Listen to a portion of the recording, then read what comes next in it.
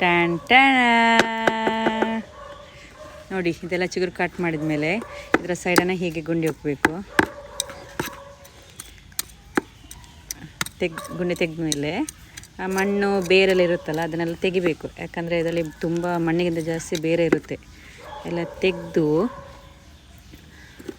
ಆದಮೇಲೆ ಇದಕ್ಕೆ ಬೇಕು ಇದು ಹಾಕಬೇಕು.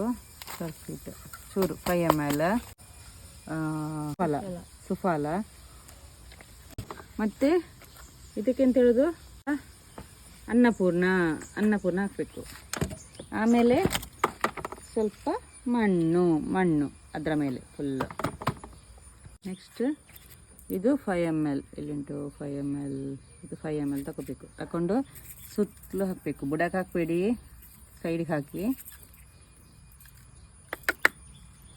ಆಮೇಲೆ ಇದು ಸ್ವಲ್ಪ ಲಿಕ್ವಿಡ್ ಮಳೆಗೆ ಮೆಲ್ಟ್ ಆಗಿದೆ, ಹಾಗೆ ಇದನ್ನು ನೀರು ಮಾಡಿದೆ ನಾನು, ಚಾದಾಗಿದೆ. ಅದನ್ನು ಸ್ವಲ್ಪ ಲೈಟಲ್ಲಿ ಹಾಕಿದ್ದು ಸಹ ತೊಂದರೆ ಇಲ್ಲ. ದೊಡ್ಡ ಗಿಡ ಆದರೆ ತೊಂದರೆ ಇಲ್ಲ, ಸಣ್ಣ ಸಣ್ಣ ಗಿಡ ಆದರೆ ಜಾಸ್ತಿ ಆಗ್ತದೆ.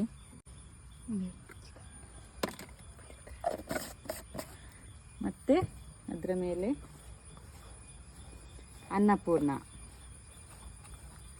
ಅದು ಇದನ್ನು ಒಂದು ಹಿಂಡಿ ಅನ್ನಪೂರ್ಣ ಹಾಕಬೇಕು. ಹೀಗೆ ಸುತ್ತಲೂ ಹಾಕಿ. ಆಮೇಲೆ ಅದರ ಮೇಲೆ ಈ ಮಣ್ಣು, ಇದು ಸ್ವಲ್ಪ ಕಂಪೋಸ್ಟರ್ ಮಣ್ಣು, ಎರೆಹುಳ ಗೊಬ್ಬರ ಎಲ್ಲ ಮಿಕ್ಸ್ ಆಗಿರೋ ಮಣ್ಣು, ಹಾಗೆ ತುಂಬ ಒಳ್ಳೆಯದು.